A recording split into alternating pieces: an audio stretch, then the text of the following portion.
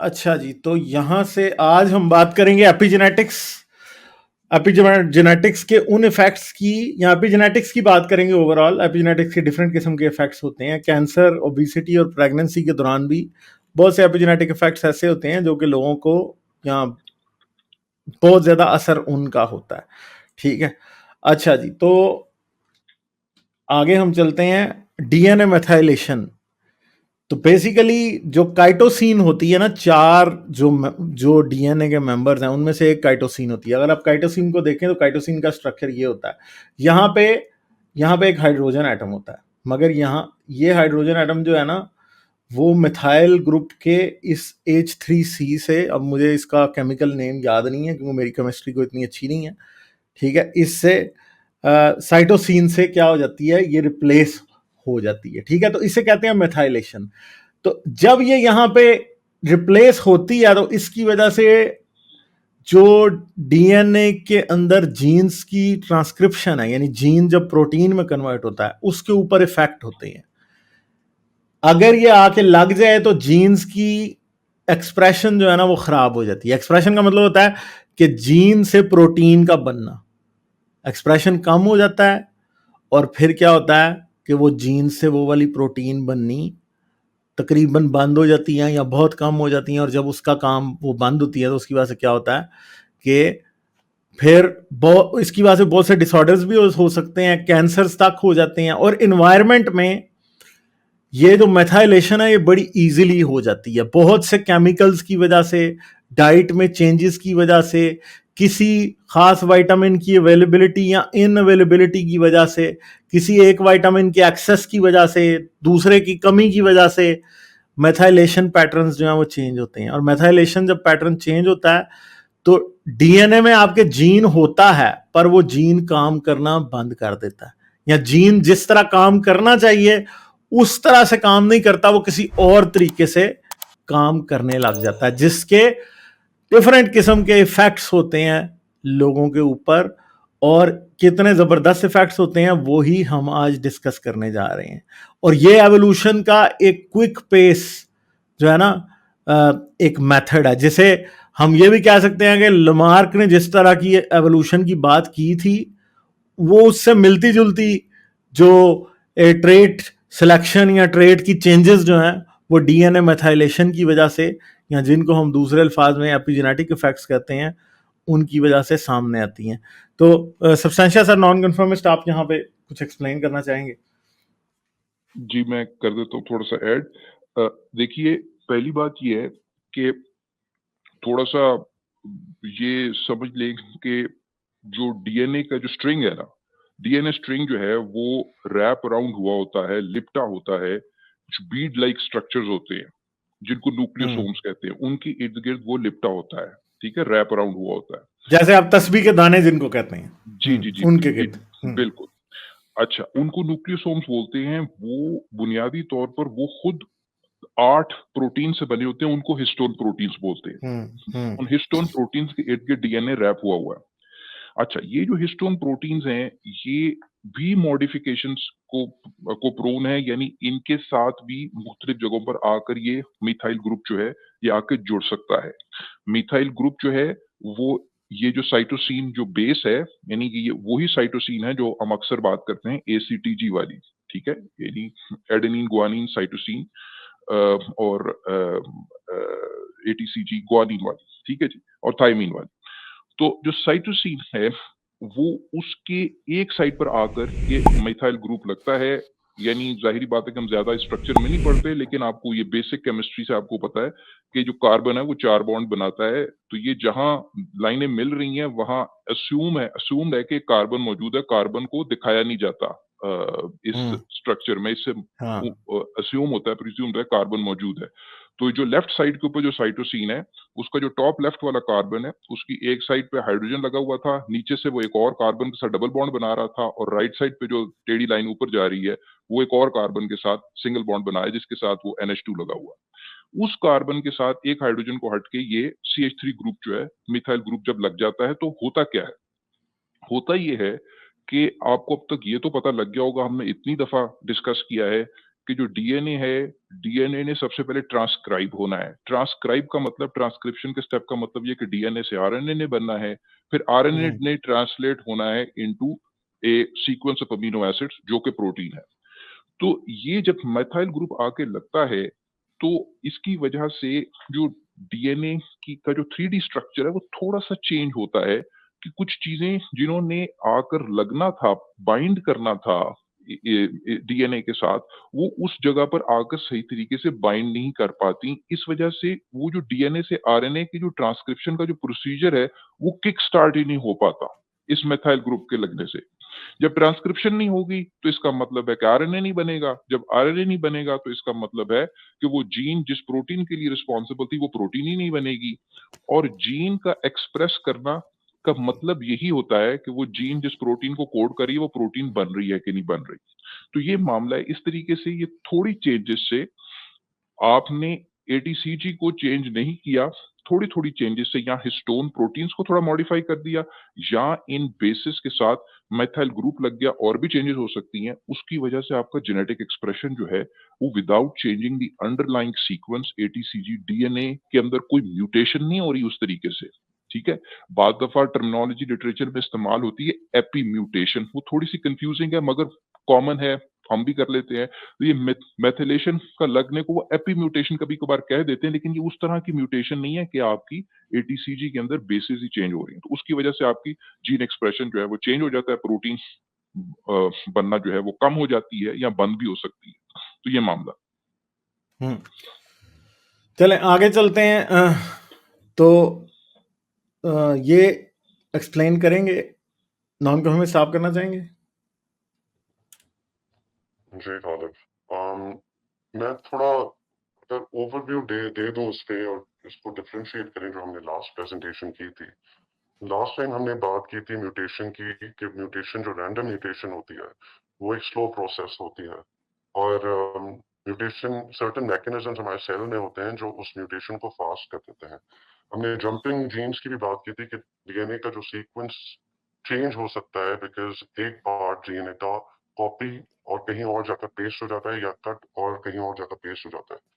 इस cut and paste या copy and paste की वजह से जहां ये जाकर रुकता है, जिस सीक्वेंस में, वहां पर म्यूटेशन क्रिएट करता है, और उसकी वजह से हमारी एवोल्यूशन की जो प्रोसेस है वो तेज हो सकती है। अब ये इंटरनल मैकेनिज्म जो सेल में है, these are very different from the topic that we are discussing today, which is epigenetics. तो डीएनए कॉपी पेस्टिंग का पेस्टिंग में तो ये this comes under the topic of jumping genes. But and last presentation में हमने retroviruses भी पढ़े थे कि रेट्रोवायरसेस की इंक्लूजन हमारे जीनोम में वो एस्पेक्ट्स ले आते हैं जो हम हमारे जीनोम को ज्यादा तेजी से इवॉल्व करने की एबिलिटी देते हैं। लेकिन एपिजेनेटिक्स इन दोनों चीजों से और इवन रैंडम म्यूटेशन से डिफरेंट है। वो क्यों डिफरेंट है? वो इस तरह से डिफरेंट है कि जिस तरह से खालिद ने और सब्सटेंशियल ने समझाया कि मिथाइल ग्रुप अटैच हो जाता है साइटोकिन, जो हमारा न्यूक्लियोटाइड है सेल में होता है, वहां अटैच होने की वजह से certain genes can be turned on, and certain gene and if we remove those methyl markers तो वो जीन्स ऑफ भी हो जाती हैं। तो आज की प्रेजेंटेशन में इस पे बात करेंगे। आई थिंक अब इस स्लाइड में बताया गया है कि एक एक्सपेरिमेंट किया गया था 2003 में ड्यूक यूनिवर्सिटी में ऑन ब्रीड ऑफ माइस। उनमें एक जीन थी, अगूटी जीन, और उस जीन की वजह से उस माइस की सेवरल जनरेशंस पैदा हो रही थी जो ओबीस थी और उनमें येलो कोट थी, जैसे येलो फर थी। तो काफी जनरेशन इस तरह पैदा होती थी। रिसर्चर्स ने इस पे जो एक्सपेरिमेंट किया, उन्होंने इन ग्रुप ऑफ माइस को डिवाइड किया, और पहले ग्रुप में उन्होंने माइस को रेगुलर डाइट दी, जो यूजुअली उससे पहले जनरेशन को देते जा रहे थे। तो उनके जब बेबीज हुए वो भी फैट और ओबीस और येलो कलर के फर के साथ थे। लेकिन जो दूसरा ग्रुप था, एक्सपेरिमेंटल ग्रुप, उसमें they fed mice with a good diet with certain vitamins. अब वो विटामिन्स की वजह से ऐसी एपिजेनेटिक चेंजेस आई उन माइस के बेबीज में कि उनकी जो कोट थी, उनका जो फर था, वो डार्क कलर का हुआ और वो थिन पैदा हुए। Like they did not have obesity और they did not develop obesity आगे जाकर, तो उनके जीन्स समहाउ चेंज हो गई थी। तो यहाँ पर जो हमने पिछले टॉपिक में पढ़ा था कि जीन का सीक्वेंस चेंज हो रहा है लास्ट प्रेजेंटेशन में, जंपिंग जीन्स की या म्यूटेशन के कॉन्सेप्ट में, यहाँ पर जीन का सीक्वेंस चेंज नहीं होता। मिथाइल मार्कर्स लगने की वजह से जीन्स ऑन ऑफ होती है और हमें वो चेंजेस हमारी बॉडी में नजर आती हैं। तो यहाँ पर इस एक्सपेरिमेंट में अगर आप देखें तो जो माइस के साथ जो उनको विटामिन सप्लीमेंट्स दिए, उन्होंने उनका जीन का सीक्वेंस या स्ट्रक्चर चेंज नहीं किया, उसमें मेथिलेशन की वजह से सर्टेन जीन्स गॉट एक्सप्रेस या रिमूवल ऑफ मिथाइल मार्कर्स की वजह से जीन्स गेट अनएक्सप्रेस या रिप्रेस या साइलेंस्ड, और वो चेंजेस इस तरह की लाते हैं that allows us to function differently in our environment. तो इस प्रेजेंटेशन में उस एक्सपेरिमेंट के बारे में बताया गया है, एंड इट सेज दैट, और इनफैक्ट लास्ट प्रेजेंटेशन में मैंने ये भी बात की थी कि ट्रेडिशनली हम समझते थे हमारा genomic structure is like fixed, कि हमारे जीन्स फिक्स्ड है। तो obviously recent research in the past 2-3 decades में we know for a fact that एक gene accounts for many characteristics and many other traits as well, and similarly multiple genes भी account करती हैं एक single trait के लिए। तो अगर एक जीन रिमूव हो जाए या डैमेज हो जाए तो दूसरी genes they come into play to provide that trait to the body. जी खालिद। हाँ, और यहाँ पे जो न्यूट्रिशन की बात हो रही है वो प्रेग्नेंट मदर को देने की बात हो रही है कि जब माँ प्रेग्नेंट होती है, उसके पेट में बच्चे होते हैं, तो अगर उसको विटामिन और न्यूट्रिशन एक खास किस्म की दी जा रही है जो कि काफी अच्छी न्यूट्रिशियस फूड से मिल रहा है, तो उसके बच्चे जो हैं वो पतले पैदा होंगे। मगर अगर उसको नहीं दे रहे वो न्यूट्रिशंस, तो उसके बच्चे मोटे और अगूती जीन के साथ पैदा होंगे, जिसमें उनका कलर पेल होगा और वो बहुत मोटे और ओबीस होंगे। ठीक है जी, तो यहाँ पे ये बात थी। अब इससे अगली जो बात है वो क्या है? तो गालिब एक सेकंड, जी सर, जी सर। उसी स्लाइड पे चले, मैं अगेन जरा एक फर्दर क्लैरिफाई कर दूं कि देखें जो अगूटी जीन है वो जब एक्सप्रेस होती है तो वो जो लेफ्ट साइड के ऊपर जो हमें माउस नजर आ रहा है ना, जो एक ओबीस है, भारी भरकम है और येलो जिसके ऊपर है, ये अगूटी जीन ये काम करती है। ठीक है। जब जिस तरह गालिब ने कहा कि वो माइस जिनमें अगूटी जीन मौजूद है और कई जनरेशन से मौजूद है, अगूटी जीन मौजूद थी, वो जो माएँ जब प्रेग्नेंट थी, माउस मदर जब प्रेग्नेंट थी, उनको विटामिन सप्लीमेंट्स दिए गए, B12 दिया गया, बाकी सारी चीजें दी गई, तो उनके यहाँ जो बच्चे बेबीज पैदा होने शुरू हुए वो स्किनी, थिन और ब्राउन स्किन के साथ पैदा होने शुरू हुए। अब उनको जब आपने उनकी जीन्स को सीक्वेंस किया तो इनमें भी अगूटी जीन पूरी आबोताब के साथ मौजूद थी। दोनों में इंपॉर्टेंट बात यह कि जीन वाइज ये दोनों आइडेंटिकल हैं, अगूटी जीन वाइज अगूटी जीन दोनों में मौजूद है। जो अकेला डिफरेंस था वो ये था कि जो राइट साइड वाला जो स्क्रीन पे नजर आ रहा है माउस, उसमें अगूटी जीन के कुछ हिस्सों पर मेथिलेशन हुई थी, सिर्फ वो CH3 लगा हुआ था, जिससे उन्हें ये क्लियर कट इंफॉर्मेशन मिली कि भाई वो जीन तो मौजूद है, उसमें नहीं कोई तब्दीली हुई, लेकिन उन मेथाइल ग्रुप्स के लगने से वो जीन स्विच ऑफ हो जाती है। ठीक है, without changing the underlying DNA sequence, और इस switching off और switching on of genes without changing the underlying DNA sequence, इसी को epigenetics कहते हैं।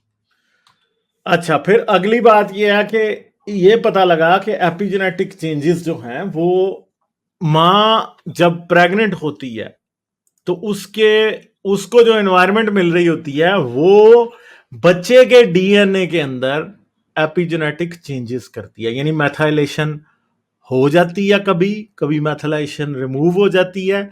ठीक है, सिर्फ DNA में यही नहीं होता कि मैथाइलेशन सिर्फ होती है, कई बार मैथाइलेशन रिमूव भी हो जाती है कुछ चीजों की वजह से। ठीक है, तो अब क्या है एपिजेनेटिक चेंजेस? अब जैसे एक सिंपल है कि दो ट्विन्स जो हैं उनके सारे जीन्स, आइडेंटिकल ट्विन्स के तो सारे ही जीन्स एक जैसे होते हैं। ठीक है, अब होता क्या है कि मगर उन दोनों में भी डिफरेंसेस आ जाते हैं। डिफरेंसेस इसलिए आते हैं क्योंकि एक जो होता है ट्विन, उसके अंदर DNA मैथाइलेशन हो जाती है, दूसरे के अंदर नहीं होती। तो इसलिए और मैथाइलेशन किस वजह से होती है कि एनवायरमेंट में मौजूद जो डिफरेंट किस्म की चीजें हैं वो क्या करती हैं, वो क्या कर देती हैं, वो मेथाइलेशन करा देती हैं डीएनए की, ठीक है। तो ये जो एपिजेनेटिक चेंजेस हैं ये वाली, इनकी वजह से बच्चों में मोटापा यानी ओबेसिटी जो है वो भी आती है खास तौर पे, ठीक है। जैसे अब एक सिंपल सी बात वो है कि एक मां को अगर कुछ ऐसा खाना मिले जब वो प्रेग्नेंट थी जिसमें न्यूट्रिएंट्स बहुत कम है, जैसे फास्ट फूड एक चीज है जिसमें न्यूट्रिएंट बहुत कम होते हैं, तो एम्ब्रियो को, जो मां के पेट में बच्चा पाल रहा होता है, उसे ये सिग्नल मिलता है कि एनवायरनमेंट जो बाहर है उसमें क्या है, उसमें न्यूट्रिएंट्स की या जो एसेंशियल न्यूट्रिएंट्स हैं जो मां को चाहिए उनकी कमी है, ठीक है, सही है।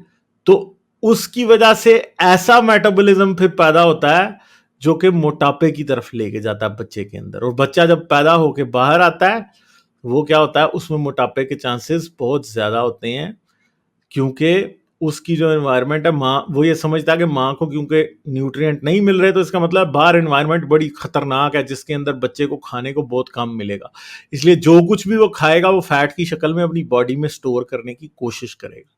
तो ये चीज होती है जो मैथाइलेशन करवा देती है, और मैथाइलेशन इन रिस्पॉन्स टू एनवायरनमेंट हो रही है कि माँ को बिल्कुल न्यूट्रिएंट पुअर फूड मिल रहा है जिसके अंदर कोई खास न्यूट्रिएंट्स नहीं है जिनको वो बच्चे को प्रोवाइड कर सके, तो फिर बच्चे के अंदर ओबेसिटी का चांस बढ़ जाता है।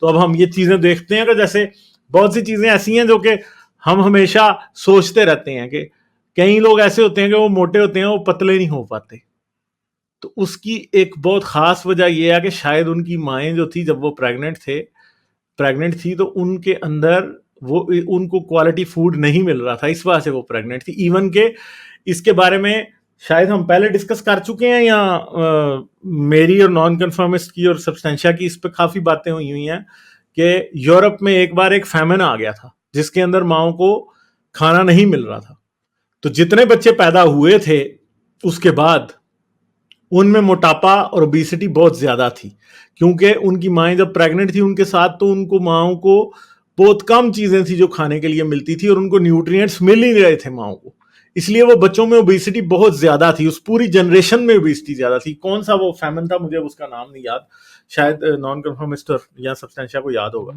एक तो ये रीसेंट डच फैमिन की बात करें, हंगर विंटर डच फैमिन की, एग्जैक्टली, हंगर विंटर जैसे बोलते हैं, एग्जैक्टली। और तो मैंने एक रिपोर्ट ये भी देखी थी जो कैलकाटा में फैमिन आया था ड्यूरिंग द ब्रिटिश हाँ, टाइम, उसके बाद भी यही उन्होंने था। कनेक्ट किया था कि हाँ उसमें जो इंडिविजुअल्स थे, क्योंकि फैमिन में उनकी बॉडीज ने एक बहुत स्ट्रेसफुल एनवायरनमेंट देखा, और जो प्रेगनेंसीज उसमें हुई उस फेमिनाइज्ड एनवायरनमेंट में जहाँ पर खाने की किल्लत थी, तो वो जीन्स जो बच्चों की वो सिग्नल हुई कि आगे जाकर ऐसा डिफिकल्ट टाइम आएगा, so you need to hold up on the fat. So when those kids grew up, तो उनकी मेटाबॉलिज्म थ्रिफ्टी मेटाबॉलिज्म से, मतलब ऐसे इंडिविजुअल्स आजकल हमें मिलते हैं जो थोड़ा खाना खाते हैं and much of it becomes fat, उनके लिए वेट लूज करना एक बहुत डिफिकल्ट प्रोसेस होता है। ये ऑब्वियसली इसकी चेन काफी पीछे तक जाती है, ग्रैंड मदर्स तक भी जा सकती है, जो आगे आई थिंक हम लोग स्लाइड्स में डिस्कस करेंगे कि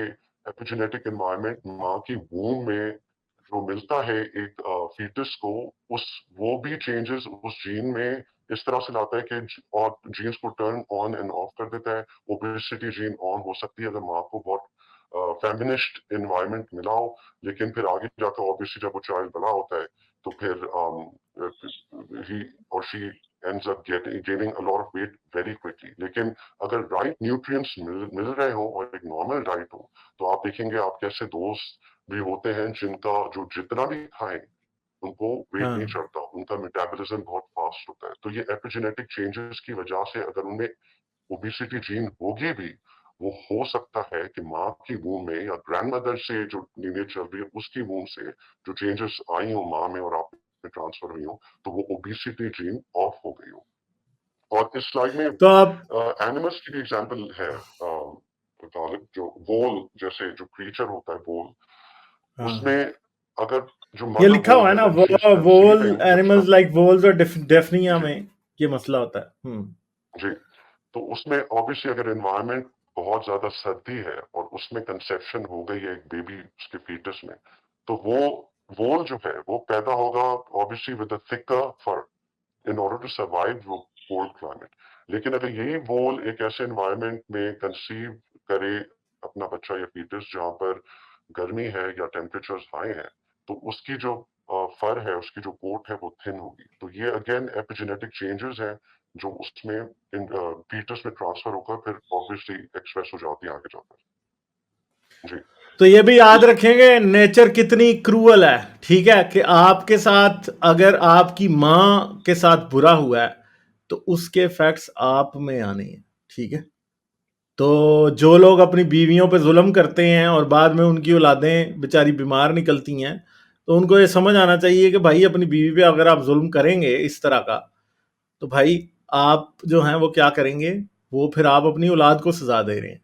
तो ये एक साइंटिफिक रीजन है औरतों के साथ अच्छा सलूक करने की। देखें एवोल्यूशन, जो मैं पिछले कई बार से, जब से हमने ये बुक शुरू किया और इससे पहले भी कई बार हम लोग हमेशा सब्सटेंशिया और मैं इस बात पे स्ट्रेस करते हैं कि साइंस के बगैर मोरालिटी, आज मैं कहता हूं जो सबसे अच्छी मोरालिटी आपको दे सकती है वो साइंस दे सकती है, और वो भी एवोल्यूशनरी साइंस। कि आज आपको साइंस इस बात का सबूत दे रही है कि अगर एक औरत को प्रेगनेंसी के दौरान अच्छा खाने को नहीं मिलेगा, चाहे वो एक मुल्क में महंगाई और जुल्म का निजाम हो कि माओ को अच्छा नहीं मिल रहा खाने को, या फिर कोई आदमी अपनी बीवी पर जुल्म कर रहा है, तो बेसिकली आप पूरी कौम के साथ जुल्म कर रहे हैं। और अभी आपको पाकिस्तानी सोसाइटी में पाए जाने वाले बहुत से प्रॉब्लम्स अभी अगली स्लाइड्स में फिर आपको नजर आएंगे कि हमारी सोसाइटी में लोग मेंटली सिक क्यों हैं, वो इतने ज्यादा एंजाइटी उनमें क्यों है, डिप्रेशन क्यों है, ये सारा कुछ आपको अभी अगली स्लाइड्स में दिखाई देने लग जाएगा कि ऐसा क्यों होता है। ठीक है, सब्सटेंशियल सर आप कुछ कहने लगे थे शायद। हाँ जी, मैं ये कहने लगा था कि देखिए जो एक यूनिफाइंग प्रिंसिपल है जो इस स्लाइड से रिलेटेड है, वो ये है कि वूम की जो एनवायरनमेंट है, वो एक डेवलपिंग फीटस के लिए एक अप्रोक्सीमेशन है, फोरकास्टिंग है कि जी बाहर की दुनिया कैसी है, ठीक है? चूंकि और इसकी वजह से उस वूम की एनवायरनमेंट को आप समझें कि रफ प्रॉक्सी किस्म की है, प्रॉक्सी एनवायरनमेंट है of the actual real world. उसके अंदर अगर मार्कर्स मौजूद हैं रियल वर्ल्ड से रिलेटेड, तो फीचर्स ने ये डेवलप की हुई है, इवॉल्व की हुई है two strategies to have multiple styles. अगर हम उसको समझें कि जी मेटाबॉलिज्म का एक स्टाइल ये हो सकता है कि जो चीज गई उसको फौरन हजम किया और डाइजेस्ट किया।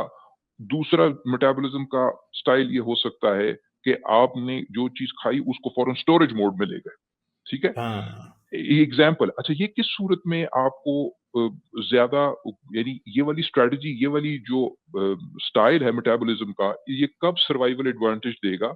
ये तब देगा जब बाहर कहत साली चल रही है, ठीक है? यानी कि हाँ, कहत का समा है, फेमिन है, अगर उसको खाने को नहीं मिल रहा। वोम वोम में न्यूट्रिएंट्स का ना होना इस चीज का इंडिकेशन है कि भाई माँ को भी न्यूट्रिएंट्स नहीं मिल रहे, तो शायद कोई कहत साली और खुश्क साली का वक्त चल रहा है। तो उस सूरत में आप स्लो मेटाबॉलिज्म वाली एपिजेनेटिक चेंजेस जो हैं वो दे विल टेक ओवर, ठीक है? और जो बच्चा पैदा होगा वो स्लो मेटाबॉलिज्म यानी थ्रिफ्टी मेटाबॉलिज्म से मुराद ये है कि वो स्टोरेज मोड में जाएगा। फैट को, यानी उसको पता भी बाहर तो कहत चल रहा है, तो जो चीज आए उसको स्टोर करो, पता नहीं कल खाना मिलना है कि नहीं मिलना। ये मतलब है इसका थ्रिफ्टी मेटाबॉलिज्म का। अब यहाँ पर थोड़ी सी वो कंफ्यूजन का सोर्स है, जब यहाँ जो लास्ट बुलेट है जिसमें लिखा हुआ है for example the maternal consumption of low nutrient junk food. अब यहाँ ये है कि प्रेगनेंसी के दौरान, आज के दौर में, मॉडर्न टाइम्स में, जब जंक फूड की बहुतात आपको बड़ी इजीली अबंडेंस में अवेलेबल है, अब जंक फूड में कैलोरी तो होती है मगर न्यूट्रिएंट्स नहीं होते, इस बात को याद रखें। एंड सिर्फ कि जो कैलोरी काउंट है ना, वो न्यूट्रिशन का मेजर नहीं है। न्यूट्रिशन का मतलब ये होता है कि आपको बैलेंस तरीके से प्रॉपर विटामिन मिल रहे हैं कि नहीं मिल रहे, जो आपको रिक्वायर्ड है असल में, ठीक है? प्रॉपर प्रोटीन आपको मिल रही है कि नहीं मिल रही। सिर्फ कैलोरी तो कहीं से भी आ सकती, तो कैलोरी काउंट का मतलब न्यूट्रिशन नहीं होता। तो वो कैलोरी तो आपको जंक फूड के थ्रू जरूर मिल रही है, मगर है वो न्यूट्रिशनली लो डाइट है। जब लो डाइट वूम की एनवायरनमेंट में है, तो आपका जो फीटस है वो उस थ्रिफ्टी मेटाबॉलिज्म, यानी एक किस्म का कंजूस मेटाबॉलिज्म कि उसने कुछ खर्च नहीं करना, हर चीज स्टोरेज मोड में लेकर जानी है, वो उस तरह से पैदा होता है, उस सेटिंग के साथ पैदा होता है। अब लेकिन बाहर की दुनिया में कहत साली तो नहीं चल रही, ये एक मिस फायरिंग है एवोल्यूशन की, आप ये समझे। इस सूरत में वो कोई बाहर की दुनिया में कहत साली नहीं चल रही थी, इस वजह से न्यूट्रिशनल कंटेंट लो नहीं था वूम का। न्यूट्रिशनल कंटेंट इस वजह से लो था कि वो खा ही गलत चीज रही थी माँ, जंक फूड, ठीक है। बाहर की दुनिया में तो उसे कैलोरीज बहुत मिलनी है, वो अब फिर ओबेसिटी की तरफ जाएगा। तो ये कहानी है। इसी तरीके से बाकी सारी भी, वोल वाली जो एग्जांपल दी नॉन कन्फॉर्मिस्ट ने, अगर सर्दी सेंस हो रही है प्रेगनेंसी के दौरान, तो वो सर्दी जो है बाहर के एनवायरनमेंट का चूंकि एक प्रॉक्सी है, एक अप्रोक्सीमेट मेजर है, तो वो थिक कोट वाली epigenetic changes will take over, so on and so forth. तो ये एक इसका यूनिफाइंग प्रिंसिपल। अच्छा, यहाँ पे क्वेश्चन आ गया है खान एक्स इस्माइली का, मगर जीके भाई, थार में भी मदर्स को फूड नहीं मिलता, उनके बच्चे तो बहुत पतले और मेल न्यूरिश पैदा होते हैं, ऐसा क्यों? हम ये बात नहीं कर रहे कि बच्चा पैदा मेल न्यूरिश्ड होता है। बच्चा वो पैदा मेल न्यूरिश्ड ही होता है जिसकी माँ को नरिशमेंट नहीं मिली होती, मगर इशू ये है कि उस बच्चे में जिंदगी में मोटा होने की कैपेबिलिटी बहुत ज्यादा होती है। यानी अगर उसे पेट भर खाने को मिले तो वो अपना वेट मेंटेन नहीं कर सकता और वो मोटा हो जाता है। ठीक है, समझ गए मेरी बात? यहां पे बात ये है, हम ये बात नहीं कर रहे कि बच्चा पैदा कैसा होता है, हम बात ये कर रहे हैं कि बच्चे में टेंडेंसी क्या होती है। यानी एक प्रॉब्लम है कि पूरी जिंदगी उसको मोटापे का इशू या ओबेसिटी का इशू फेस करना पड़ेगा, सिर्फ इसलिए कि उसकी मां को खाने को कम मिला था। यानी उल्टी बात है। असल में एवोल्यूशन ने ये मैमल्स में या दूसरे ऑर्गेनिज्म में इसलिए इवॉल्व कराई है ये चीज, ताकि एनवायरनमेंट को डिटेक्ट किया जा सके। आज तो इंसानों की जिंदगी में तो एक बार फैमिन आया फिर अगली बार नहीं होता, हम बदल जाते हैं, मगर आमतौर पे एक जानदार जो है वो अगर किसी सेमी डेजर्ट एनवायरनमेंट में रह रहा है तो वहां पे उसके लिए ये चीज बहुत इंपॉर्टेंट है, क्योंकि उस जहां पे उसकी मां रह रही है मोस्ट प्रोबेबली वो बेचारा उससे 20 किलोमीटर 30 किलोमीटर दूर चला जाएगा, 100 किलोमीटर दूर चला जाएगा। 100 किलोमीटर दूर जाने से भी उसकी इन्वायरमेंट को ज्यादा चेंज नहीं होगी। कई बार जमीन के ऊपर आइस एजेस आई होती हैं, कई बार जमीन के ऊपर डेजर्टिफिकेशन बहुत ज्यादा हुई होती है और जानदार वहां पे रह रहे होते हैं। तो इन सारी सिचुएशन से कोप करने के लिए, क्योंकि आज ऐसा हो सकता है कि जब आप पैदा हो रहे हैं तो आपकी मां को सही खाने को नहीं मिल रहा, कोई फाइनेंशियल टफनेस हो सकती है, कोई और मसले हो सकते हैं, मगर पुराने जमाने में हमेशा ये चीज एनवायरनमेंट के रहमो करम पे ही होती थी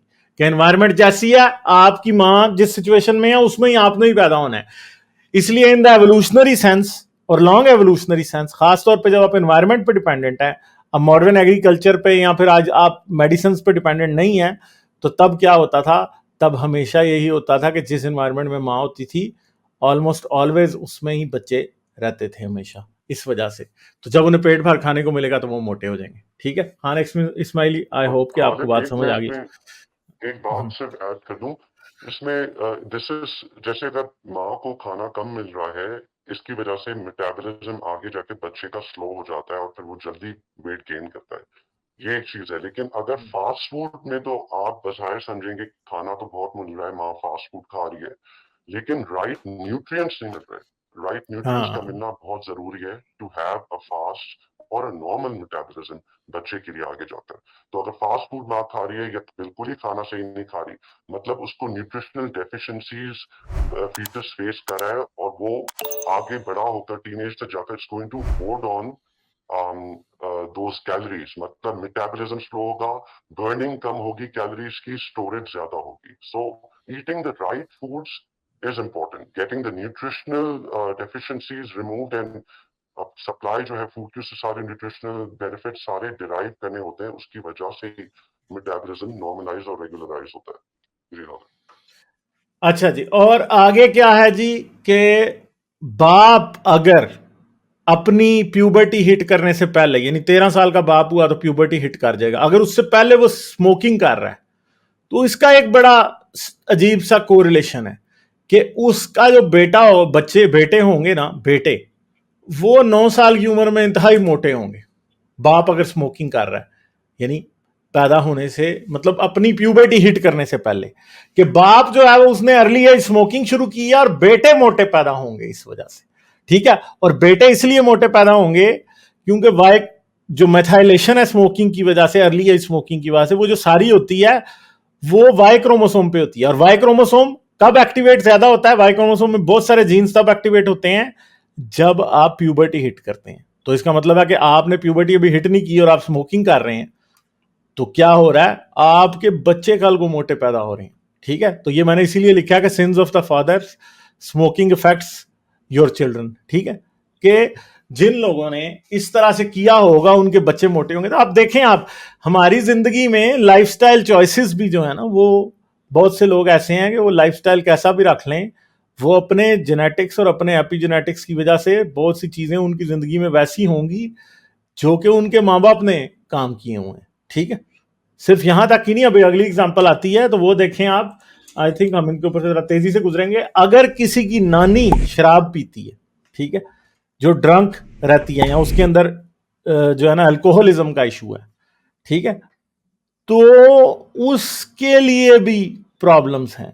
ठीक है, तो उसके उसकी आगे से नवासियों में ओबिसिटी का प्रॉब्लम देखा जाएगा। ठीक है, समझ गए? सब्सटेंशियल सर, इसे आप एक्सप्लेन करना चाहेंगे?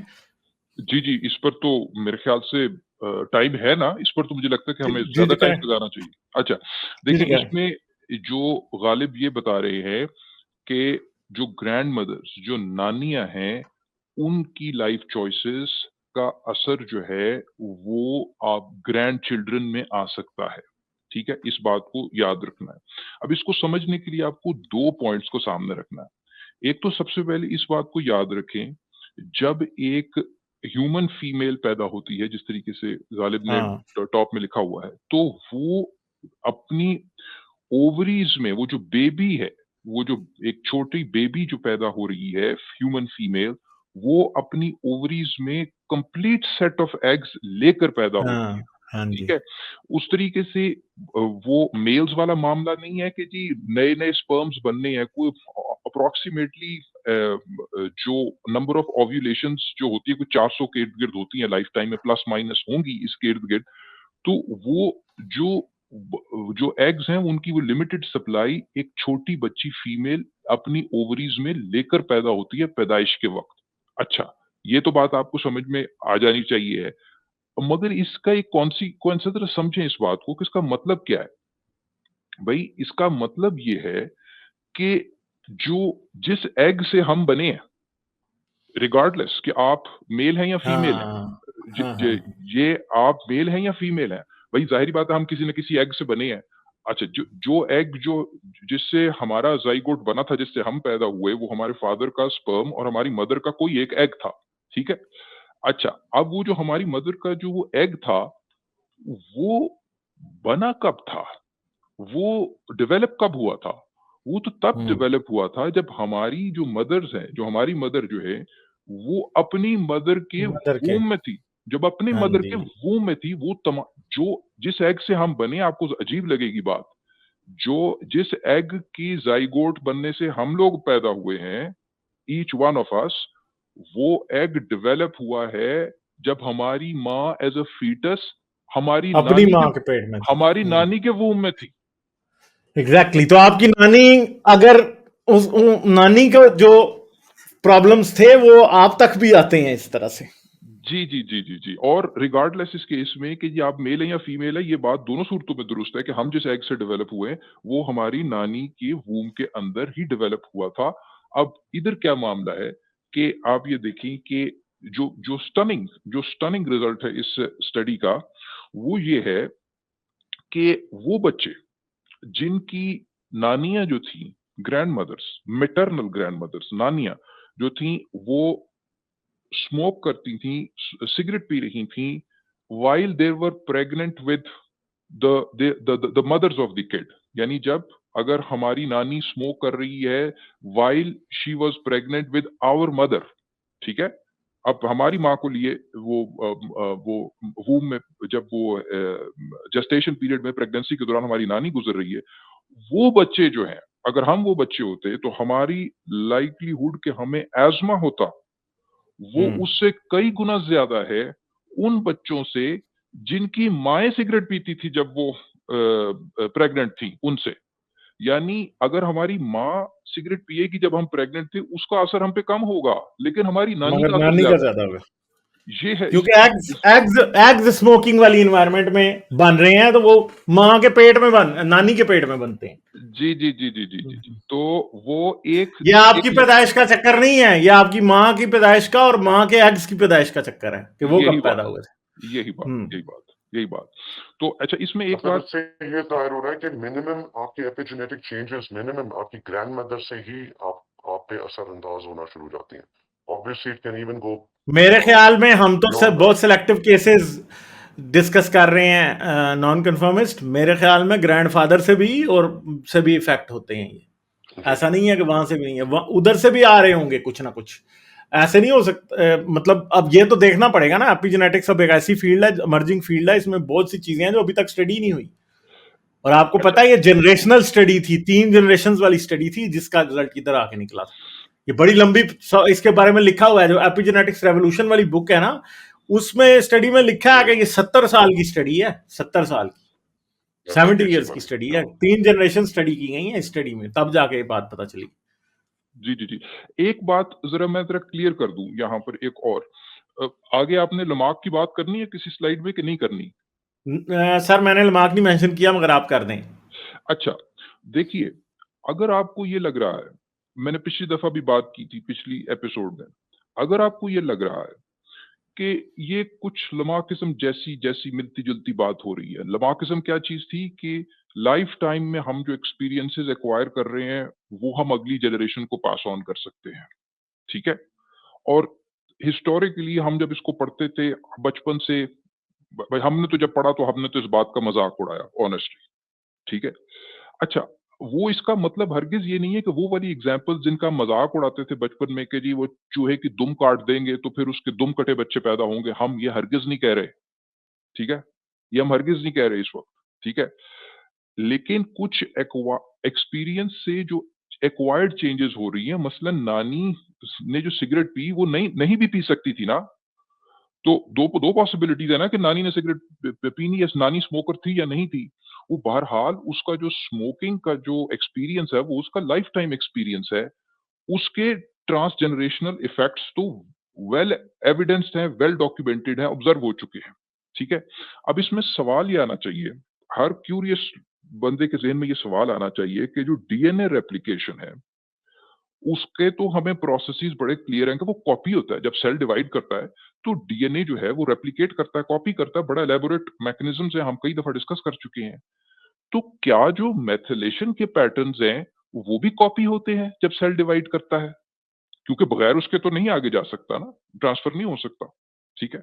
तो जवाब उसका ये है कि जी बिल्कुल, आपके डीएनए मेथिलेशन के पैटर्न्स भी रेप्लिकेट होते हैं, उसके उसके तरीके और मैकेनिज़्म्स मुख्तलिफ हैं, उसमें एक मेन एंजाइम होता है, वो हम आगे शायद बात करें, अगर हम एपिजेनेटिक ड्रग्स के बारे में गालिब बात करेंगे, उसमें एक मेन एंजाइम होता है जिसको कहते हैं डीएनए मेथिल ट्रांसफरेज़, ठीक है? DNMT for short.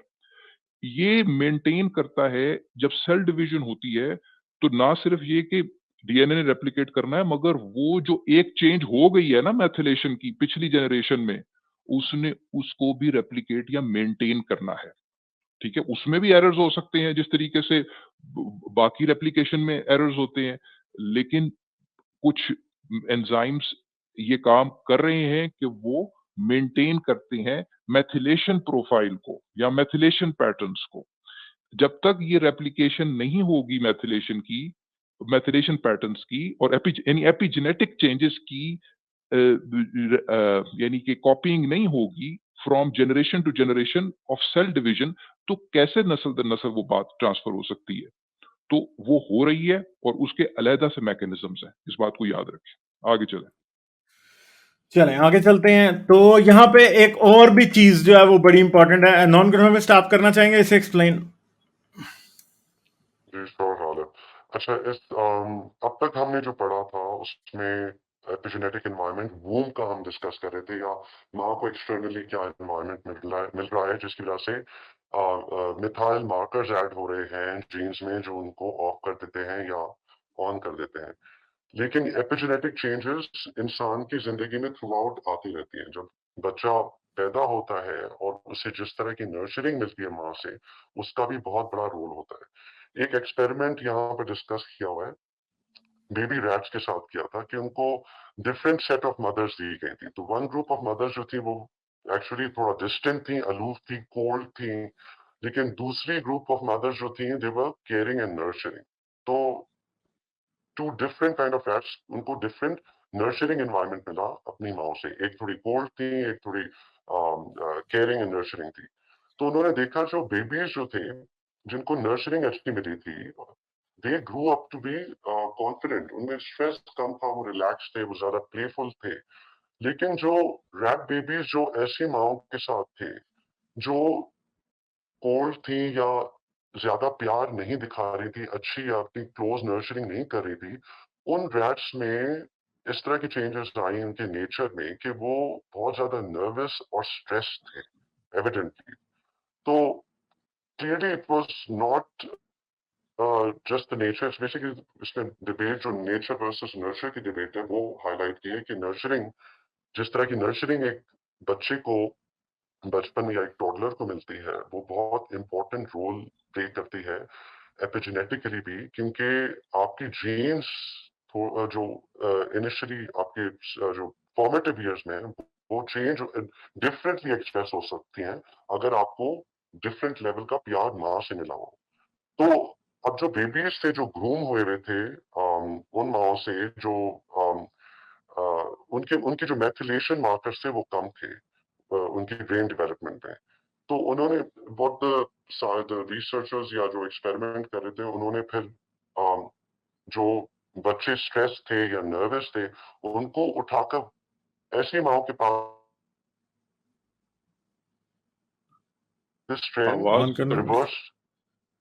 जी, आवाज आ रही है? हाँ हाँ, अब आ रही है। हेलो।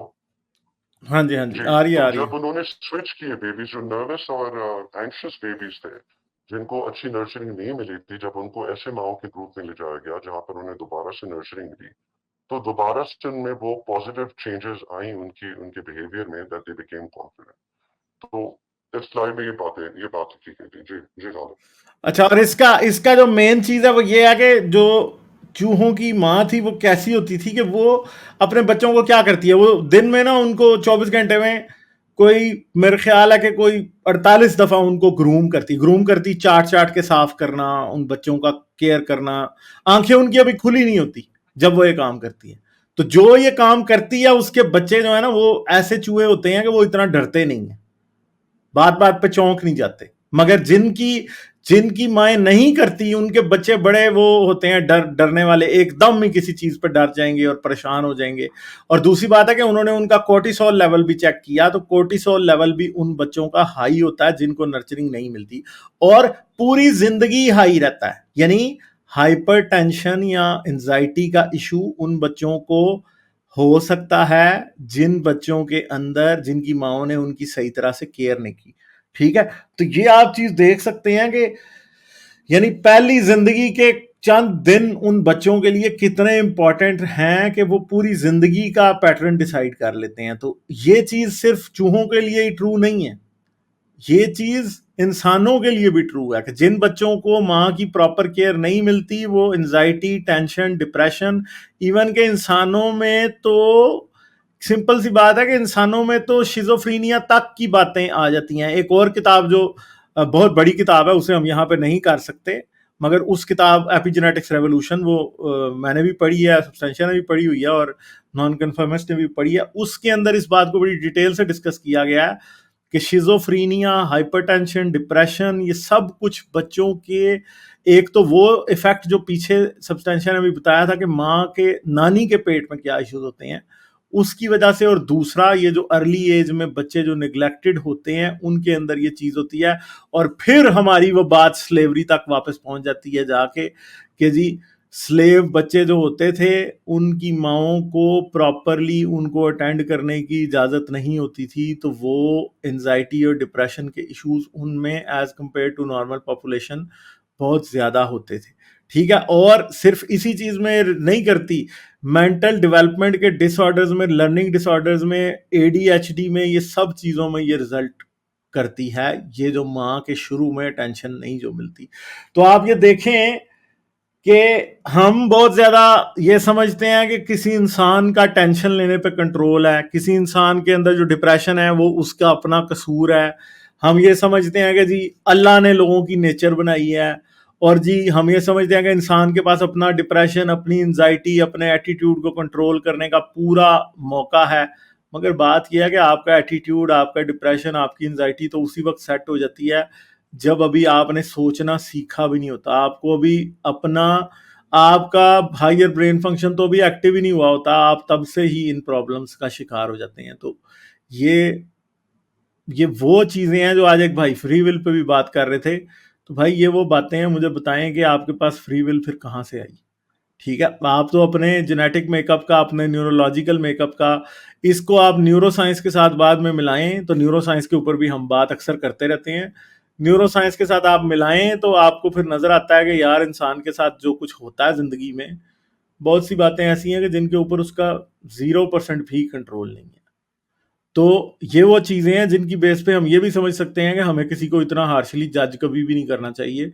बहुत सी सिचुएशंस में ऐसे इश्यूज भी हो सकते हैं। लोग लोगों को मोटा होने पे जज करते हैं कि ये बहुत मोटे हैं। भाई उनका मसला ये है कि उनके कंट्रोल में ये कैसे है, उनके जो एपिजेनेटिक चेंजेस उनकी माओ के पेट में उनके साथ हो गए थे, उनका वो क्या कंट्रोल करेंगे। ठीक है, तो ये बातें आगे चलें। जी, बस 1 मिनट ज़रा मुझे दे दें इस पर। जी सर। देखिए, ये दरअसल ये भी चीज़ उसी यूनिफाइंग प्रिंसिपल का एक एक्सटेंशन है। जब हमने ये कहा कि फीटस जब डेवलप कर रहा है, तो जो वूम है, जो माँ का पेट है, वो काइंड ऑफ एक अप्रॉक्सिमेट मेजर है कि जी बाहर की दुनिया और आगे का आने वाला वक़्त कैसा है, ठीक है? उसी तरीके से ये तो आफ्टर बर्थ की बात है ना, उसमें भी अगर माँ के सिस्टम के अंदर फ्री रनिंग स्ट्रेस हार्मोन्स ज़्यादा फिर रहे हैं, हाँ ठीक है? यानी हाँ, कॉर्टिसोल है, तो ये माँ का क्या कॉर्टिसोल आ गया। ये इंडिकेशन क्या दे रहा है कि भई बाहर की एनवायरनमेंट बड़ी स्ट्रेसफुल है और हाँ, कोई अटैक हो रहा है, तो आपका भी स्ट्रेस लेवल खबरदार ज़रूरी रहना। है। स्ट्रेस लेवल ज़रूरी है, बेसिकली एग्रेशन ज़रूरी है। एग्रेशन उस केस में उसकी सर्वाइवल एडवांटेज है, अगर बाहर की इंटिमिडेटिंग एनवायरनमेंट है जिसकी वजह से हम्म माँ के पेट के अंदर कॉर्टिसोल और स्ट्रेस हार्मोन दौड़ा फिर रहा है, तो उस वजह से वो एग्रेसिव स्टाइल, अगेन वो जो जिस तरह मेटाबॉलिज्म के हमने 2 स्टाइल्स बात किए थे, इसी तरीके से एग्रेशन और नो रिग्रेशन का भी समझने के लिए कि वो भी एग्रेशन वाले मोड में इम्प्रिंट हो रहा है फीटस कि भाई बाहर की एनवायरनमेंट बड़ी खतरनाक है, इंटिमिडेटिंग है, इसी वजह से मेरी माँ अंडर स्ट्रेस है, इसी वजह से उसके पेट में उसके सिस्टम में फ्री रनिंग कॉर्टिसोल फिर रहा है, ये मेरे लिए इंडिकेशन है कि भी बाहर की दुनिया खतरनाक है, तो मेरे अंदर भी स्ट्रेस हार्मोन बढ़ेंगे, मैं भी एग्रेसिव होऊंगा क्योंकि बाहर की दुनिया तो बड़ी खतरनाक है, ठीक है? तो वो एग्रेशन लेकर पैदा होगा। इधर क्या मामला है? इधर यही मामला है कि अगर तो माँ के पास ये टाइम है, म के अंदर वो टेंडेंसी है कि वो उसको कॉन्स्टेंटली ग्रूम कर रही है, चाट रही है, that is the behaviour, licking behaviour is what grooming behaviour is in mice. तो वो एक इंडिकेशन है कि भई माँ की एनवायरनमेंट कोई इतनी स्ट्रेसफुल नहीं है, माँ अंडर अटैक नहीं है। हाँ, लेकिन उसे अगर टाइम मिल रहा है। अगर कोई उसके साथ she is not look on the look out for predators के आगे मारे ना मुझे। जी, जी। लेकिन अगर वो नहीं लिक कर पा रही, तो या तो उसके गिर्द माँ है ही नहीं है, या तो the hmm baby is on his और ऑन हिज ओन, उसका कोई देखने वाला भी नहीं है। या उसको ये मैसेज मिल रहा है कि भाई ये तो स्ट्रेसफुल एनवायरनमेंट है। तो इस वजह से वो ज़्यादा स्ट्रेस और ज़्यादा अग्रेसिव सेटअप क्या कहते हैं इवॉल्व करता है during the course of the development after birth, क्योंकि वो उसको इंडिकेशन मिल रही है कि आने वाला वक्त बड़ा मुश्किल वक्त है, मुझे अग्रेसिव होना चाहिए। ये मैं मिसाल दे रहा हूँ समझाने के लिए, वो कुछ सोच नहीं रहा कि मुझे अग्रेसिव होना चाहिए, ठीक है? उसके अंदर वो therefore these things have evolved as markers to give as an indicator कि भी आने वाला वक्त मुश्किल वक्त है। इसमें एक बात नेचर वर्सेस नर्चर की भी हुई, कहीं ना कहीं एपिजेनेटिक्स जो है वो म, हमारे जो दोस्त, हमारे जो ऑडियंस इस डिबेट से वाकिफ हैं कि नेचर वर्सेस नर्चर तारीख में एक बहुत बड़ी डिबेट रही है कि जी इंसान की नेचर जो है पैदा होता है, उससे सारे बिहेवियर और सारा कुछ क्या कहते हैं उसका अमल दखल है, या पैदा होने के बाद जो उसकी एक्सपीरियंसेस हैं, नर्चर है, वो उसकी बिहेवियर्स को डिटरमिन करते हैं। ऑनेस्ट बात ये है, विद ऑल ऑनेस्टी, मेरे ख्याल से एपिजेनेटिक्स इस डिबेट को काफ़ी हद तक सेटल कर चुकी है। एक्चुअली नर्चर कहा जाए तो एक किस्म का मेड अप वर्ड है। क्यों? नर्चर कोई नेचर से ये to pit nurture against nature, I think that's a false dichotomy. सब कुछ नेचर है, नेचर का ही सबसेट एक नर्चर है, ठीक है? यानी ये भी पार्ट ऑफ द नेचर ही है कि वो जो माँ है वो अपने बच्चे को लिक कर रही है, ये भी पार्ट ऑफ द नेचर है कि एवोल्यूशनरीली उसके अंदर वो जीन्स मौजूद हैं कि वो स्ट्रेसफुल भी हो सकती हैं, स्ट्रेसफुल नहीं भी हो सकती बिहेवियर में, ये भी पार्ट ऑफ द नेचर है कि एपिजेनेटिक चेंजेस से उसको वो इंडिकेशन मिल रहा है। तो everything is nature at the end of the day. Nature versus nurture I think is a mistake. This term is an erroneous, like ये जो कंपैरिजन है ना, ये एक एरोनियस कंपैरिजन है। असल में हाँ, हमारे समझने के लिए हम कह सकते हैं कि पोस्ट बर्थ एक्सपीरियंसेस को हमने नर्चर करना है, मगर वो भी पार्ट ऑफ द नेचर ही है, वो सारा मशीनरी उसकी नेचर में ही मौजूद है, वो कहीं सुपर नेचुरल से नहीं आ रहा कोई मामला। आगे चले। अच्छा जी, तो ये एपिजेनेटिक्स ऑफ कैंसर, सर आप ही एक्सप्लेन कर दें इसको। अच्छा, इसमें मामला क्या है कि हमने 2-3 बातें जो थी वो शुरू में की कि जो एपिजेनेटिक चेंजेस हैं उनमें से एक बड़ी चेंज जो है वो डीएनए की मेथिलेशन है, और वो स्विचिंग ऑफ ऑफ जीन्स में रोल प्ले करती है, ठीक है?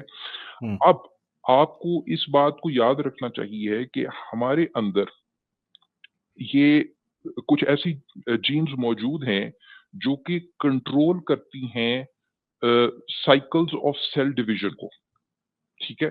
कि कितनी सेल डिविजन्स होनी है और किस रेट से होनी है। और दूसरी बात ये कि सेल ने खुद अपने आप को कब मार लेना है, इसको टेक्निकली एपोप्टोसिस कहते हैं, लेकिन सेल की एक लाइफ साइकिल है कि उसने अपने आप को मार लेना है। आपको पता है कि द नंबर ऑफ सेल्स जो कि which are born in our body and the number of cells which die, उनकी रेशो क्या है? नॉर्मल रेशो, ठीक है? उनकी नॉर्मल रेशो है 1:1, ठीक है?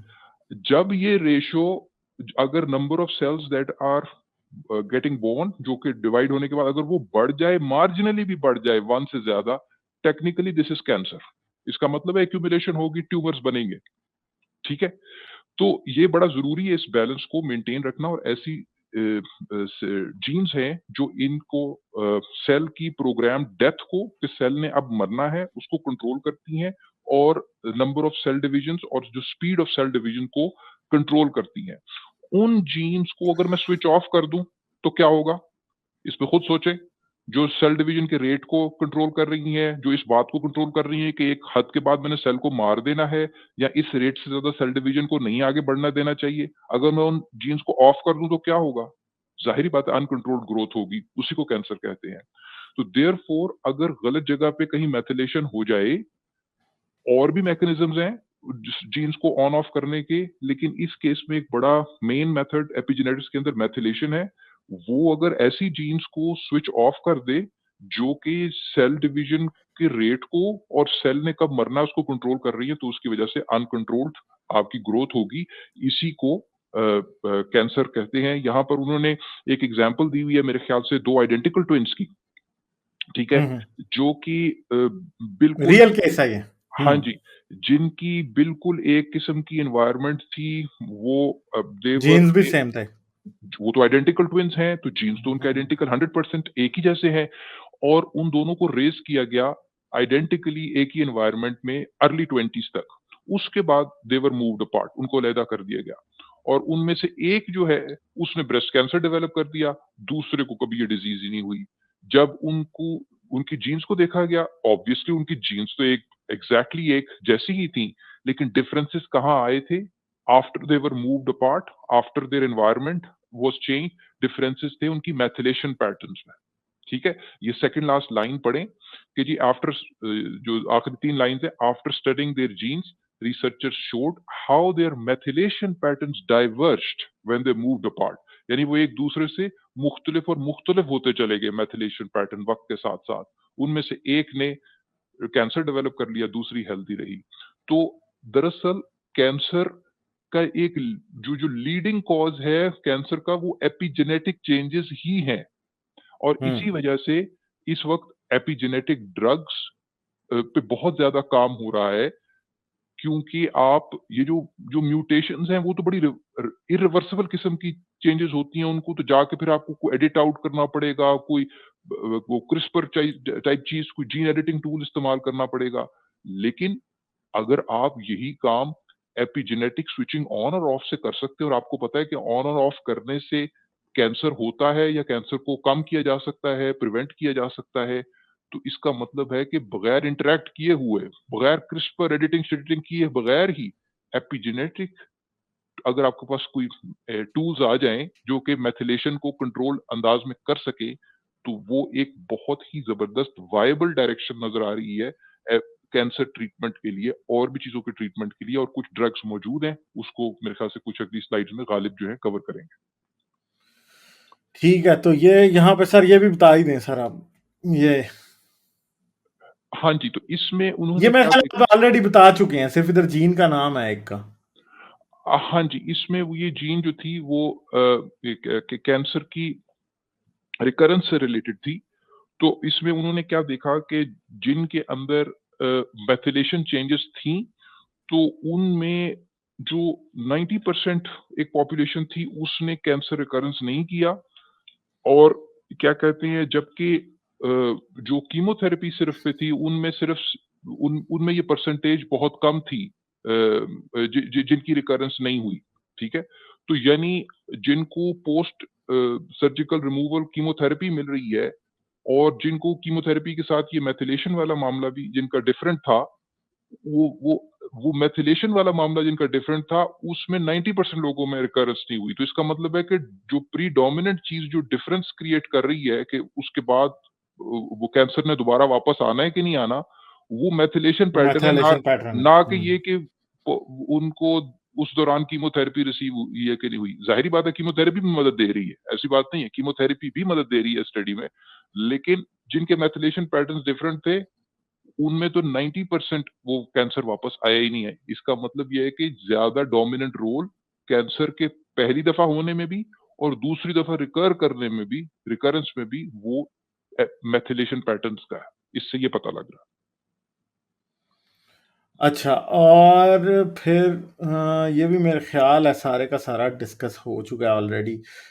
एक चीज़ वो डिस्कस हुई थी कि जो लोग स्मोकिंग करते हैं उनमें जो जीन्स के अंदर मेथाइलेशन है वो ऐसी हुई होती है कि जिसकी वजह से उनको क्या होता है डिफरेंट किस्म के कैंसर्स आते हैं स्मोकर्स को।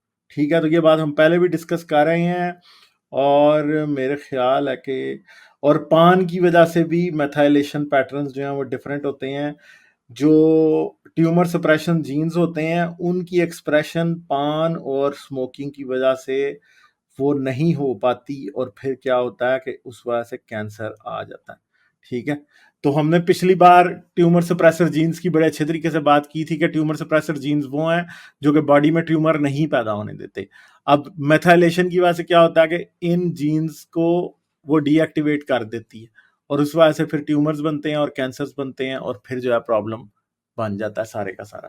ठीक है, गालिब आगे जी जो मैं जी सर। पीछे बात कर रहा था ना कि सेल डिवीजन के रेट को जो जीन्स कंट्रोल करती हैं उसको एक हद से जी ज्यादा सर। तेज तेज हाँ ना हाँ। जाने दें और सेल्स को एक खास वक्त के बाद मार दें उन्हीं को ट्यूमर सप्रेसर जीन्स कहते हैं तो वो ये जी जी सारी हम एक ही बात कर रहे हैं तो बिल्कुल एग्जैक्टली जो ट्यूमर फाइटिंग या कैंसर फाइटिंग या ट्यूमर सप्रेसर जीन्स है अगर उनको कोई चीज ऑफ कर दे मेथिलेशन के जरिए तो क्या होगा तो स्मोकिंग से वो कुछ कैंसर फाइटिंग जीन्स उन इलाकों की जो लंग से रिलेटेड है वो स्विच ऑफ होने लगती है तो ये मामला है अच्छा, तो एपिजेनेटिक्स पे बेस्ड ड्रग्स भी कुछ बनाई गई हैं, जैसे कि दुनिया की पहली ड्रग जिसे एपिजेनेटिक्स की बेस पे बनाया गया था वो एज अ सिटिडीन थी।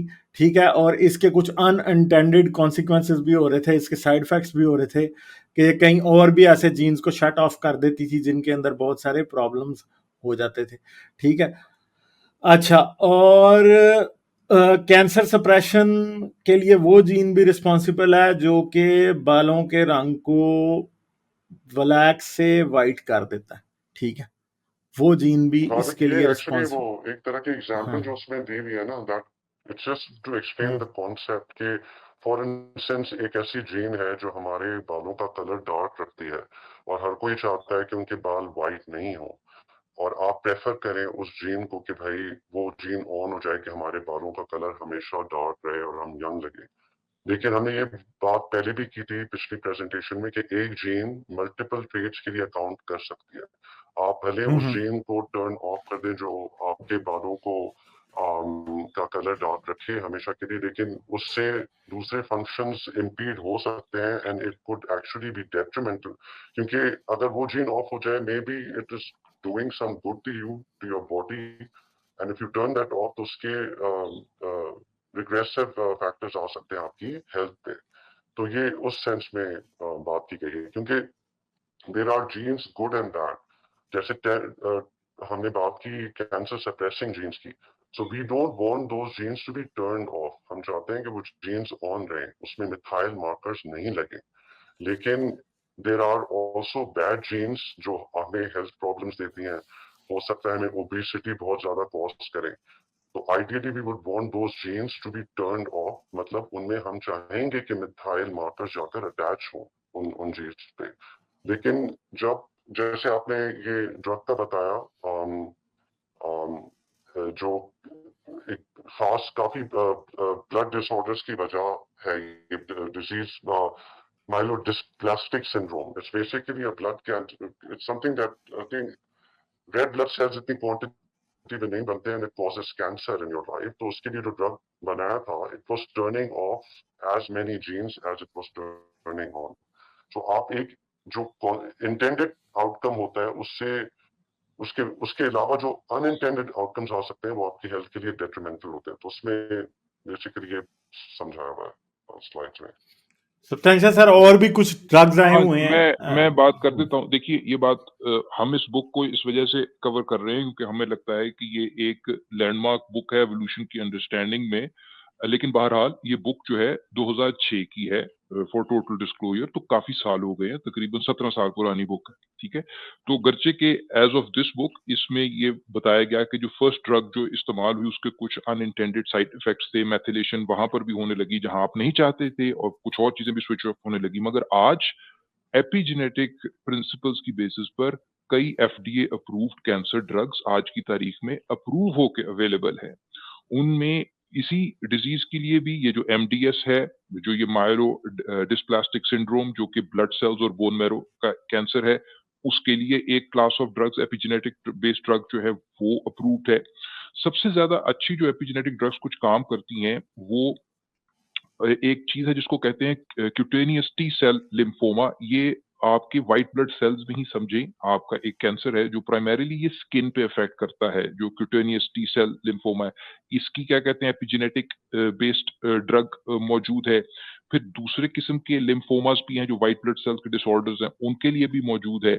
फिर आपके कुछ प्लाज्मा सेल्स के आपके कैंसर्स होते हैं जो कि जो कि वो भी व्हाइट ब्लड सेल्स को अफेक्ट करते हैं, उनको मल्टीपल मायलोमा कहते हैं, उनके लिए भी एपिजेनेटिक ड्रग्स आज की तारीख में अवेलेबल हैं।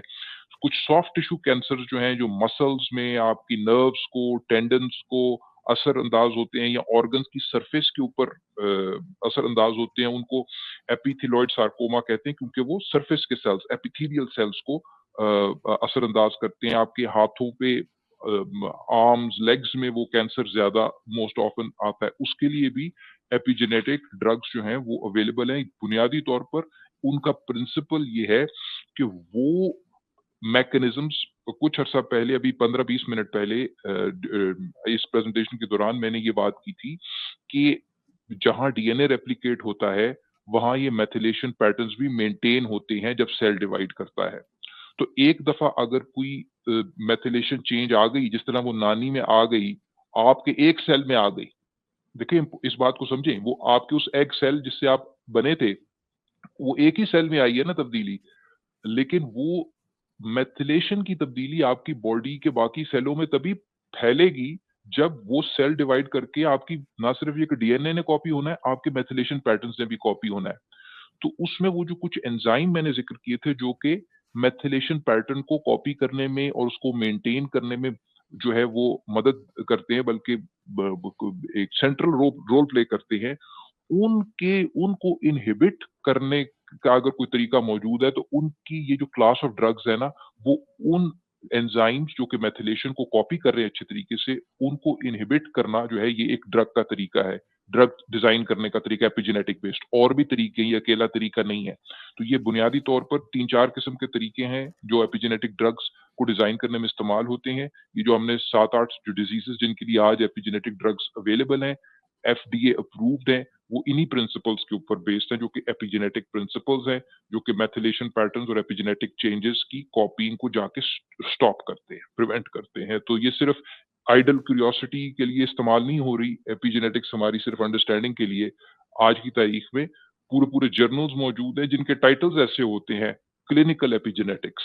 तो ये एपिजेनेटिक्स जो हमारे फिजिशियन दोस्त हैं, जो क्लिनिशियंस हैं, जो प्रैक्टिशनर्स हैं, आई थिंक चूँकि एक यंग फील्ड है, पिछले हो सकता है कि पिछले 10 साल में भी जिन्होंने एमडी किया हो या एमबीबीएस किया हो, अपनी फेलोशिप की हो, पोस्ट ग्रेजुएशन की हो, बाकी अपनी ट्रेनिंग स्पेशलाइजेशन की हो सकता है कि उन्होंने अब अच्छे तरीके से उनकी एपिजेनेटिक्स की बैकग्राउंड ना हो। कोई मसला नहीं है, लाइफ लॉन्ग लर्निंग है, तो जो हमारे फिजिशियन दोस्त हैं उनको चाहिए कि एपिजेनेटिक्स पे अपने आप को क्या कहते हैं रुशनास करें, ब्रश अप करें, क्योंकि आगे आपको अपने क्लिनिकल प्रैक्टिस के लिए क्लिनिकल एपिजेनेटिक्स की अंडरस्टैंडिंग इज अ मस्ट। और ये बस 2 आखिरी स्लाइड्स हैं, इनको हम जल्दी से क्विकली कर देते हैं। एक तो बात यह है कि 9/11 के बाद मेल बच्चों की मिसकैरेज ज़्यादा हुई थी यूएसए में, क्योंकि एक बड़ा ट्रोमैटिक किस्म का टेंशन वाला दौर था। तो जो माएँ एक्सपेक्टेंट थी, उनमें जितनी भी मिसकैरेजेस हुई, उनमें ज़्यादा मिसकैरेजेस जो हैं वो मेल बच्चों की हुई। तो जिससे ये पता लगा कि माँ के ऊपर एक मेल बच्चा जो होता है, जब पेट में होता है, वो ज़्यादा टैक्सिंग होता है, और वो ज़्यादा क्या उसका चक्कर होता है कि वो उसकी मिसकैरेज होने का चांस ज़्यादा होता है। ठीक है, तो इससे भी एक और बात पता चली कि टेंशन वाली इन्वायरमेंट में लड़कियां ज़्यादा पैदा होती हैं, लड़के कम पैदा होते हैं। तो ये जो चीज़ है ना, ये भी बड़ी एक इम्पॉर्टेंट चीज़ है। और ये जो एक अबॉर्शन वाला जो या फिर जो मिसकैरेज वाला इशू है, ये पैदा होने लग जाता है। तो अच्छे वक्तों में लड़के पैदा होते हैं, मगर कम बुरे वक्तों में जो है वो क्या होती हैं, लड़कियां ज़्यादा पैदा होने का चांस होता है, क्योंकि लड़के उसमें ऑटोमेटिकली नेचुरली अबॉर्ट हो जाते हैं या उनका मिसकैरेज हो जाता है। और फिर इसके बाद आखिरी स्लाइड ये आके जी, एपिजेनेटिक्स का जो है 2003 में जीनोम प्रोजेक्ट हुआ था, उसके बाद एपिजीनोम प्रोजेक्ट भी प्लान हुआ था, जो अभी तक इनकम्प्लीट है। और आहिस्ता आहिस्ता फिर क्या होता है कि जी ये फिर अभी एपिजेनेटिक्स के ऊपर बेस बहुत से ड्रग्स वगैरह अब तो बनाए जा चुके हैं, और इनको लेके अब काफ़ी काम हो रहा है, और आने वाले टाइम में इसके ऊपर खासा काम होगा। चलें, सब्सटेंशियल सर नॉन कन्फर्मिस्ट, इसके ऊपर को क्लोजिंग रिमार्क्स थे दोनों, फिर हम जो है ना थोड़ी देर को बस एंड करेंगे। हाँ, मैं ये बात कर दूं कि ये दूसरी डायरेक्शंस जो हैं, दूसरे कई एवेन्यूज बहुत ज्यादा इम्पोर्टेंट हुए। सिर्फ मैथिलेशन वाला मामला नहीं है, चूंकि हिस्टोन मॉडिफिकेशंस जो हैं उनमें भी मैथिलेशन होती है, लेकिन वो भी एक बहुत बड़ा कलीदी कंपोनेंट है एपिजेनेटिक्स का। तो उस पर फिर सब्सिक्वेंट स्टडीज जो हैं वो और ज्यादा हुई। अब एक टर्म इस्तेमाल होती है हिस्टोन कोड की भी। तो just like we have got a DNA code, this is like hypothesized, ये इसका क्लियर कट नहीं है, बट आपके पास एम्पिरिकल स्टडीज बार बार आती हैं जो आपको ये बता रही हैं कि there is a parallel histone code as well, यानी जो एपिजेनेटिक कोड है हाँ, जो हाँ, कि हाँ। डिटरमिन करता है इन एपिजेनेटिक चेंजेस को। तो ये जो ड्रग्स बनी है, ये मैथिलेशन की अंडरस्टैंडिंग से भी बनी है। जिस तरह मैं कह रहा था कि एक तरीका तो वो है, लेकिन दूसरा इसका तरीका है जो क्लास ऑफ ड्रग्स है जिनको हिस्टोन डी एसिटिलेशन इनहिबिटर्स कहते हैं। यानी हिस्टोन के जिस तरीके से मैथिलेशन से कोई चीज स्विच ऑन होती है, तो अगर एसिटाइल ग्रुप आकर लगता है उनको, तो वो उनको एक्टिवेट भी करता है। तो एक पैरेलल क्लास ऑफ ड्रग्स बिल्कुल हिस्टोन की मॉडिफिकेशन को, हिस्टोन प्रोटीन की मॉडिफिकेशन के ऊपर बनी है। और भी कई हैं दूसरी क्लास ऑफ ड्रग्स जो भी हिस्टोन्स पर फोकस करती हैं। तो it's a young field as compared to other fields, तो बड़ी रैपिडली तब्दील कर रही है। एक बात क्लियर है कि वाइल जेनेटिक्स सेंट्रल है एवोल्यूशन के लिए, आपकी बहुत सारी चीजों को, बिहेवियर्स को डिटरमिन करने के लिए, लेकिन उसके ऊपर पैरेलल समझें कि एक कंट्रोल नॉब्स की एक सेटिंग है जो कि एपिजेनेटिक चेंजेस के थ्रू है, जो कि उन जीन्स को स्विच ऑन एंड ऑफ कर सकती है। और ये ऑन एंड ऑफ भी 0-1 शायद नहीं है, ये कंटिन्यूअस भी हो सकता है। ठीक है, इस बात को भी याद रखें। तो इस वजह से ये एक पैरेलल कंट्रोल समझे कंट्रोल नॉब्स अवेलेबल है जो कि इनहेरिट भी हो जाती हैं क्रॉस जनरेशनल। इसका भी एविडेंस है। आज हमने नानी तक की तो बात की, तो किसी हद तक ये एवोल्यूशन के अंदर भी इनका रोल है। तो इस पर आने वाले सालों में और ज्यादा क्या कहते हैं स्टडीज होंगी। एपिजेनेटिक ड्रग्स तो ऑलरेडी एफडीए अप्रूव्ड हो चुकी हैं चंद डिजीजेस के लिए। और चलिए हमारे मैं एक सेकंड सर एपिजेनेटिक जरा मार्कर्स खुद भी वो हमारे जो बॉडी में एपिजेनेटिक मार्कर्स जो इनहेरिटेड होते हैं, हम अपना एनवायरनमेंट एज एन अडल्ट में जो अगर एक्सपोज हो रहे हैं सर्टेन केमिकल से या पोल्यूटेंट से, तो हमारे एपिजेनेटिक मार्कर्स उस वक्त भी चेंज हो सकते हैं। तो जो हमने इनहेरिट किए हैं और उसके बाद भी थ्रू आउट एडल्ट लाइफ ये चेंजेस आती हैं। और जिस तरह से सब्सटेंशियल ने कहा कि ये जिस तरह से वॉल्यूम होता है एक स्टीरियो का, आप तेज कर सकते हो, आहिस्ता कर सकते हो, तो मार्कर्स का इफेक्ट सिर्फ जैसे उन्होंने कहा 1 और 0 या ऑन एंड ऑफ नहीं होता। इट्स बेसिकली द इंटेंसिटी जो होती है वो भी रेगुलेट होकर या control substantial. I think I am not able to put this into words, लेकिन जैसे आपने भी कहा ना कि एक ऑन एंड ऑफ करेंगे वॉल्यूम से जी उसको जी इंक्रीज भी किया जा सकता है उस मेथिलेशन को, और फिर उस मेथिलेशन को लो लेवल पे भी लाया जा सकता है जी जी, जिसका मतलब क्या एक्सप्रेशन है में। सो कि आई जो थिंक इफ इट्स जिसका मतलब यह है कि जब हम अल्टीमेटली उन्होंने जीन एक्सप्रेशन पर असरअंदाज होना है, तो ऐसा नहीं है कि जब हम 0-1 की बात करते हैं कि अभी उस जीन के कोरस्पॉन्डिंग जो प्रोटीन है वो बन रही थी और अब क्या कहते हैं वो गायब ही हो गई है, अब बनना ही बंद हो गई है। कितनी प्रोटीन बन रही थी वो एक कंटिन्यूअस वैल्यू भी उसकी हो सकती है, ये मतलब है इसका। जी लाइक शेयर और सब्सक्राइब करना मत भूलें। इसके साथ साथ आप मेरे चैनल को पेट्रियन पर सपोर्ट कर सकते हैं। पेट्रियन का लिंक वीडियो की डिस्क्रिप्शन में है।